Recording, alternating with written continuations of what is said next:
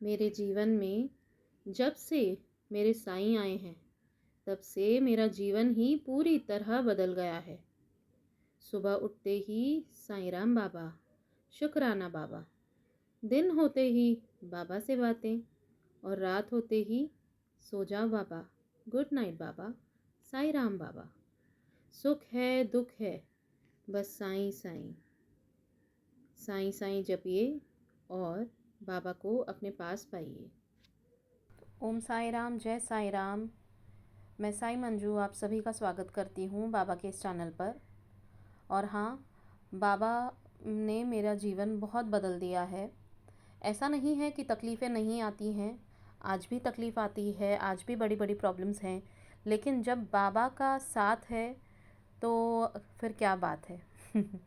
जब बाबा का साथ होता है, हम ये एहसास होता है कि बाबा हैं हमारे साथ, तो कैसे एक वो रहता है ना कि बचपन से हमारे मम्मी पापा हमारे साथ होते हैं, उनका हाथ हम पर हमेशा रहता है, तो हमें एक एक वो प्रोटेक्शन फीलिंग होती है हमेशा कि अरे ठीक है ना, कुछ भी होगा तो मम्मी पापा हैं, हमें संभाल लेंगे। सो द सेम वे बाबा हैं, हमें संभाल लेंगे। मम्मी पापा का साथ जैसे होता है, सेम उसी तरह बाबा का साथ होता है हमारे ऊपर हमेशा। तो कुछ लोग मुझसे पूछते हैं कि मैं बाबा से जुड़ी तो हुई हूँ, लेकिन मुझे ना कभी कभी बाबा की बातें, मतलब बाबा अगर कुछ संकेत दे रहे हैं कि नहीं, मैं अगर कुछ पूछ रही हूँ तो बाबा का संकेत नहीं समझ आता, तो मैं क्या करूँ। तो अब क्या है, इसके बहुत तरीके हैं कि मतलब आप बाबा से कंफर्मेशन मांग सकते हैं। आप कि अगर कुछ पूछना चाह रहे हैं, कि आप कुछ गाइडेंस चाह रहे हैं, तो बाबा से बहुत तरीके हैं जो यूट्यूब पर, मतलब बहुत लोगों ने, बाबा के बहुत बच्चों ने बताए हैं। कि एक तो हम चिट्स लेकर बाबा के सामने येस और नो रख के आप पूछ सकते हैं, या फिर जो आपके मतलब मन में सवाल चल रहा है, अगर येस या नो पर्टेनिंग नहीं है तो आपका जो ऑप्शंस आपको वो सवाल में नज़र आ रहे हैं कि क्या जवाब बाबा दे सकते हैं, वो ऑप्शंस आप लिख के बाबा के सामने आप चिट्स रखिए। और फिर एक तरीका ये है कि आप साई सच्चरित्र पढ़िए। तो कोई भी एक पेज, जैसे मैं हमेशा कहती हूँ, मैंने पहले भी कहा है कि आंख बंद करके आप साई सच्चरित्र अपने सामने रखिए, आंख बंद कीजिए, बाबा से पूछिए और कोई भी एक पेज खोलिए, तो वो पेज पे आपको आपका उत्तर मिल ही जाएगा। और अगर आपको उसमें भी आपका उत्तर नहीं समझ आ रहा, मतलब कभी कभी क्या होता है ना, बाबा क्या बताना चाह रहे हैं हमें, कि हम उतने क्या मैं बोलूँ कि उतना हमारे पास ज्ञान नहीं होता कि हम बाबा के उत्तर को समझ पाएँ। तो फिर ऐसे में क्या किया जाए, आगे हम क्या कर सकते हैं। तो मैं जनरली क्या करती हूँ, जब बाबा से उत्तर नहीं मिल पाता मुझे, या मुझे नहीं समझ आता कि क्या बोल रहे हैं बाबा, तो मैं बोलती हूँ ठीक है, मैं आप पर छोड़ देती हूँ। आप जहाँ ले जाओगे, जिस डायरेक्शन में ले जाओगे, मैं उस डायरेक्शन में चल पड़ूँगी। मैं ज़्यादा टेंशन नहीं लूँगी। मैंने आपको अपनी प्रॉब्लम बता दी। एक वो होता ना कि सरेंडर कर दो फिर वो प्रॉब्लम। अगर बहुत बार बाबा बता देते हैं आंसर कि you have to walk on this path, बहुत बार बाबा नहीं बताते आंसर, या अगर बताते हैं तो हमें समझ नहीं आता। तो इन दैट केस ऑल्सो वो बाबा की लीला होती है, क्योंकि बाबा हमें उस सफ़र पर कुछ सिखाना चाह रहे हैं।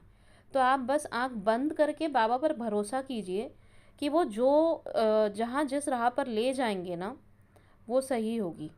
एंड इन केस वो जहाँ ले जाना चाह रहे हैं, हम अपने कर्मों की वजह से वहाँ नहीं चल पाते हैं, क्योंकि बाबा की गाइडेंस तो होती है, लेकिन हमारे अपने कर्म भी होते हैं, हमारी अपनी बुद्धि भी होती है। हमारा ज्ञान अगर उतना नहीं है कि हम वो समझ पाएँ और हम सही और गलत में से गलत वाले रास्ते को चुन के हम उस पर चल पड़ें, तो भी बाबा अपना साथ मतलब अपना हाथ हमारे सर से नहीं उठाएंगे, और बाबा उस गलत रास्ते से भी हमको खींचकर पीछे ले आएंगे और सही रास्ते पर ले जाएंगे। उतना विश्वास आप रखिए और सबूरी रखिए। बहुत अच्छा एक बाबा का ही कोट है कि it is not just having patience, the attitude while you are having patience is also important। आपका क्या बर्ताव है, वो पेशेंस, वो सबूरी रखते टाइम, क्या आप सारा टाइम चिड़चिड़ कर रहे हैं या दुखी हैं, या फिर आप हंसते मुस्कुराते बाबा को बोल रहे हैं कि चलो ठीक है, अगर गलती भी हो गई तो आप माफ़ कर दो हमें और हमें सही रास्ते पर ले आओ। और हंसते हंसते वो राह पर चलो। डिफ़िकल्ट लगता है लेकिन होता नहीं है, अगर हम बाबा पे पूरा भरोसा करते हैं तो। ऐसा नहीं है कि मेरी चिड़चिड़ नहीं होती, हाँ मैं भी चिढ़ती हूँ बाबा के ऊपर, मैं भी गुस्सा होती हूँ, लेकिन मेरा नेचर जनरली ऐसा है कि मैं ज़्यादा देर तक मैं वो नेगेटिव इमोशंस के साथ नहीं जी सकती। मैं बचपन से ऐसी हूँ कि मुझे खुश रहना पसंद है, तो मैं बाबा की कृपा है कि मैं वो चीज़ मतलब अपने अंदर चल रही होती है, but I try to live कि हाँ चलो ठीक है, बाबा है ना, सब संभाल लेंगे। एंड स्पेशली पिछले 3-4 सालों से, जब से मैं बाबा से जुड़ी हूँ तब से, तो पहले नहीं भी जुड़ी थी तब भी मैं ऐसी थी कि मैं ज़्यादा नेगेटिव इमोशंस के साथ नहीं जी पाती। मेरी मम्मा बहुत अच्छा एक समझाती हैं हमको बचपन से कि कोई भी काम करना है या लाइफ जीनी है तो प्रॉब्लम्स तो आएंगी ही, लेकिन अगर तुम हंस के जियोगे वो प्रॉब्लम्स के साथ तो तुम्हारे ही मन को अच्छा लगेगा। वही तुम रोते हुए वो सब काम करोगे, रोते हुए ज़िंदगी जियोगे, तो सारा टाइम दुखी दुखी तुमको खुद को अच्छा नहीं लगेगा। इससे अच्छा हंसते हुए जियो। This is basically from my mom and dad that I have got it, कि मम्मा पापा ने भी बहुत स्ट्रगल हर एक ने देखा है। ऐसा नहीं है कि सिर्फ मेरी फैमिली ने, I am sure each one of you जो आप सुन रहे हैं, हर एक ने अपने अपने हिस्से के सुख दुख देखे हैं। लेकिन वो दुख के समय में आप उनसे इंस्पिरेशन लो, जैसे आपके पेरेंट्स हैं या आपके आसपास जो भी हैं, उनको देखो, उनको सीखो उनसे, और उस हिसाब से अपने जीवन में इम्प्लीमेंट करो। तो बाबा से भक्ति जो होती है, बाबा से भक्ति करेंगे, बाबा की भक्ति करेंगे, तो बाबा से हम दोस्ती भी कर पाएंगे। भक्ति का मतलब ये नहीं है कि हम बैठे रहें उनके सामने और उनका नाम जप करें या पूजा करते रहें, आरतियाँ करें, ऐसा नहीं है। बाबा की भक्ति बहुत सरल है। आप बाबा को अपने विचारों में रखिए और हमेशा मतलब ऐसे सोचिए कि बाबा आपको देख रहे हैं कि आप जो कर रहे हैं, जो बोल रहे हैं। तो एक वो किस्म की बाबा की भक्ति है, क्योंकि you know that Baba is seeing, इसलिए आप गलत नहीं करोगे। You know that Baba is with you, तो अगर कोई और नहीं है बात करने के लिए तो आप बाबा से अपनी मन की बातें कर लोगे। एंड बस आप अगर इतना करेंगे ना तो आपको बाबा के रिस्पॉन्सेज भी समझ में आने लगेंगे। लेकिन जिस दिन रिस्पॉन्स नहीं समझ आए तो इसका मतलब ये नहीं है कि बाबा आपके साथ नहीं है। वो शांत बैठ के आपके फ्यूचर के ऊपर काम कर रहे होंगे, आपकी प्रॉब्लम सॉल्व कर रहे होंगे। उनको पता है कि उनको कब अपना प्रेजेंस आपको दिखाना है, जब बहुत ज़रूरी है। उनको पता होता है कि उनके बच्चे जब टूट रहे होते हैं तब वो आके उन्हें थाम लेते हैं। एंड फिर जब उनका पता चलता है बाबा को कि हाँ बच्चे संभल गए हैं, तो then he takes a back seat कि चल मैं हूँ अभी, तो अपना काम करता जा। He will not be like every time, रोज़ हर एक पल आपको ये प्रेजेंस शो करने का काम उनका नहीं है। He just wants you to believe that he is around you. वो बिलीव पर ही हम आगे बढ़ते रहें तो बहुत मतलब बाबा बहुत खुश होंगे। आज एक वो श्री साई अमृत कथा का कोट आता है रोज़ हमारे पास, तो उसमें बहुत सुंदर तरीके से जो वो लिखते हैं, इतना सुंदर उन्होंने लिखा आज कि the best return gift that you can give to Sai is to be happy, remain happy. Because मैं आपको पढ़ के ही सुनाती हूँ। Remaining happy isn't such a tough task.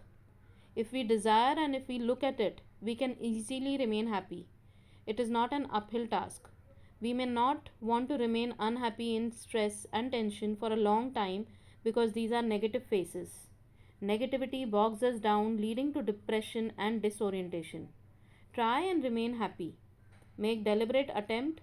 Sai Baba has assured us that even when you feel that the entire world around you is going upside down, stay calm. He is looking after us. That should be our level of Shraddha and Sai. Wait, the world around you cannot always keep you going upside down.